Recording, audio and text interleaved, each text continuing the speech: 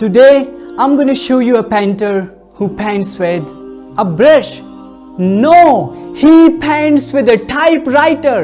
गुरुमूर्ति एक बैंकर था and art उसकी हॉबी थी. उसकी पेंटिंग्स खूबसूरत तो थी लेकिन वो नाकाम रही और एक दिन उसे एक बहुत ही अजीब आइडिया आया. Why don't I use typewriter for making artwork? लेकिन ये काम उसकी सोच से भी ज्यादा मुश्किल था क्योंकि टाइपराइटर में कोई भी इरेज बटन नहीं होता.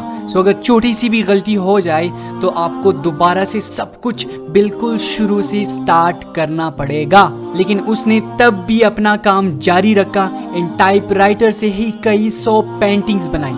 लोगों को उसकी पेंटिंग्स बहुत ज्यादा पसंद आई and now he is a full time artist with a typewriter.